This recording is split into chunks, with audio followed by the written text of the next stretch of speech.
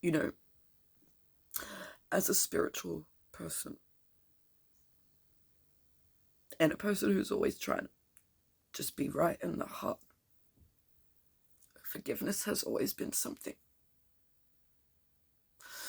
that I try to practice. It's not easy to forgive someone who has wronged you, right? And there's lots of different types of forgiveness. And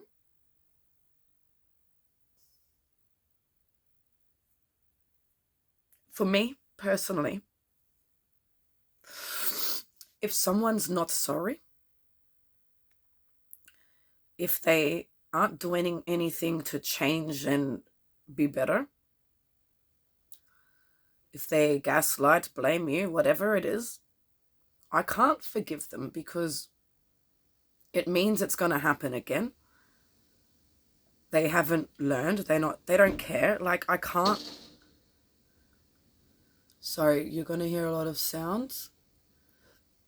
A couple of hours away from here are very strong winds, and we are getting the tail end of it when it's quite strong.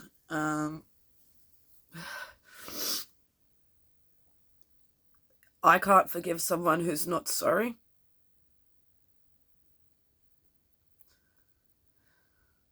Which is why, and a lot of people struggle to understand why it's easier for me to forgive someone like my father than it is, for example, my mother. Why I'm affected more by things with my mother than my father. Because in one's mind, it's easy to think that the man who raped you and abused you is going to be the one who, like, hurt you the most. But there's different types of hurt. And for me, my mother isn't an abuser. My mother has actually got a very good heart and is a beautiful human being. I can't have her in my life because of how certain things impact my health mentally, emotionally, and physically that I've never been able to get her to understand. And therefore that lack of understanding means we can't move forward because it keeps happening and I keep getting affected. So I'm able to forgive her because she's not understanding and I know she loves me. I'm able to forgive my dad in a weird way because I do know that he once said to a relative after a few years in jail, it was in a jail visitation apparently, that he said, quote, "I must be sick to have done this." And at the end of the day, he ended up taking his life. So whether it be from guilt or just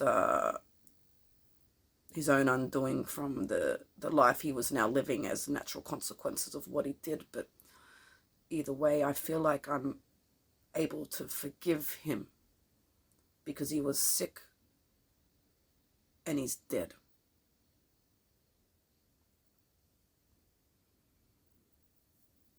It doesn't mean it's okay. It just helps me let go.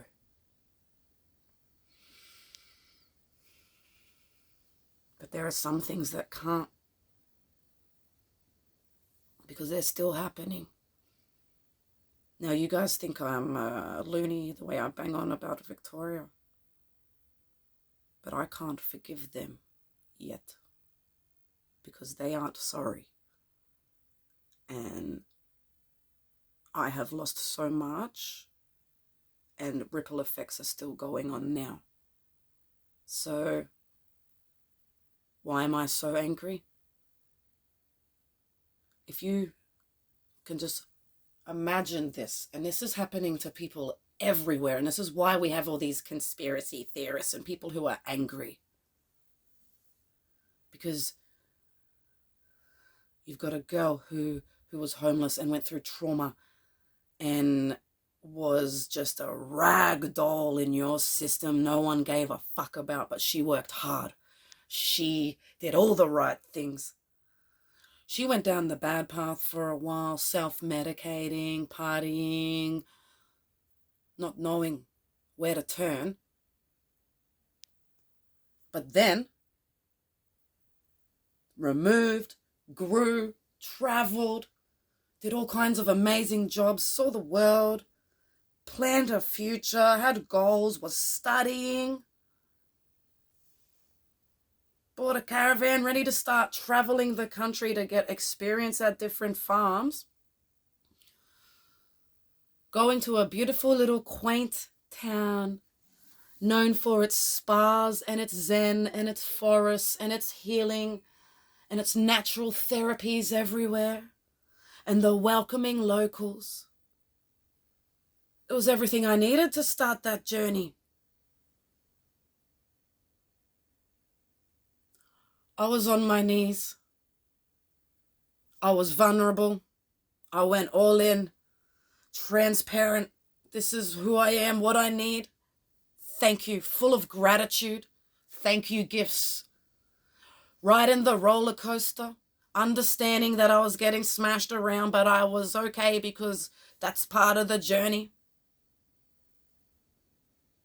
To once again, after 4 decades of just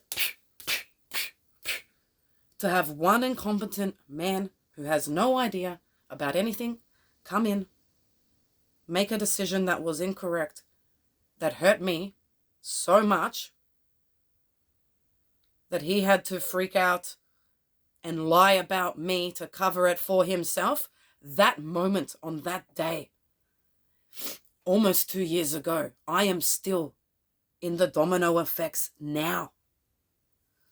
Because I lost my job when that happened, which means I lost my finances, which means I wasn't able to set everything up in my van properly, which means I was not able to medicate and get everything I need to heal and be okay and go out and get better and get another job, which meant I then had to spend winter with poor health in an unset van in a town that was bullying me because they thought I was a drug addict. Getting sicker, having a nervous breakdown to the point where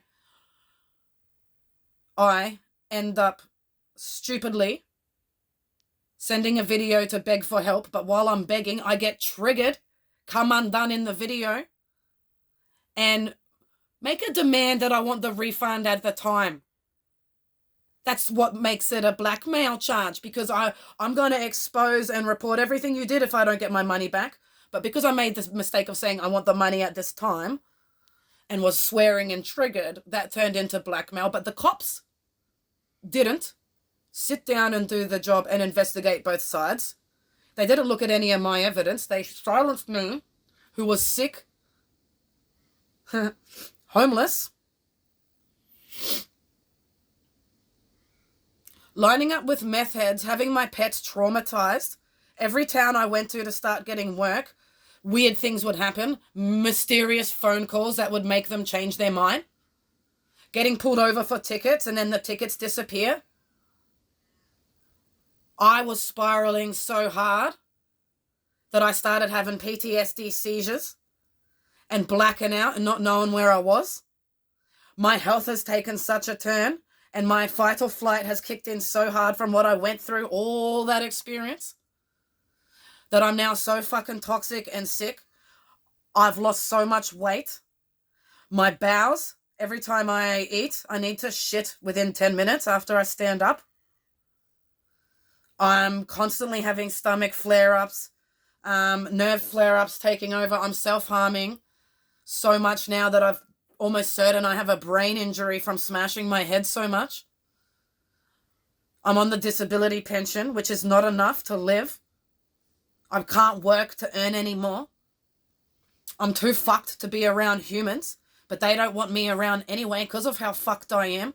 It's all rippled on and on and on and on to me having no chance of healing, trusting, feeling safe, sleeping, or ever coming out of what happened just in that one day's decision by one person, instead of just being honest and working with me to fix it. It has had such a ripple effect that I can't forgive, because those police weren't the first who fucked me. My whole life has been trying to recover from what has happened since I was a kid. And to get that far and be pushed to this point now, I can't forgive that. I can't forgive someone who's still actively wanting me to be quiet and disappear rather than step up and say sorry and help me out of it. So it has fueled my fire physically, emotionally, and mentally as I am spiraling out. I still don't have heat, power, water. I still can't afford to medicate. Every now and then I'll get rations of a bit of meds, and I'll get a few, nights where I can get my naps. But winter's hitting. I can't sleep with cramps from the cold, seizing up, vomiting. I can't sleep, scared. I can't sleep, stressing, wondering how I'm going to eat tomorrow. This is re-traumatizing someone who went to a town to heal, who was already so traumatized and scared. So that's why I can't forgive, because it's still going for me. But I'm not going to die with hate in my heart.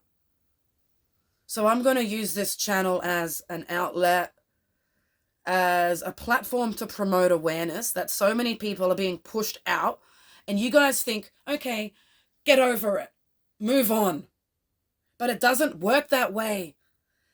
We are army crawling up through your shit again and again and again to get treated like that and just go back again and again. And we have our limits. I'm past mine, physically, emotionally, mentally, and spiritually. I don't want to live in your world, and I can't. Once Phoebe goes, I won't have a reason to live in your world anymore. I am in excruciating pain, in mental torment. I am terrified every minute of every day. And there's no life, no quality of life. I am alone. And there are hundreds of thousands, if not millions, like this, because Australia is not trauma aware. The ignorance of she'll be right and the judgment and everything that's going on by being misunderstood is landing people in these situations where we're going out of control and have no chance. So I am an example and now a voice on this very big issue. And no, I won't just shut up and move on and get over it, because it's physically, mentally, emotionally impossible. We are not living in your life. We are begging, barely surviving, and we are deserving of better.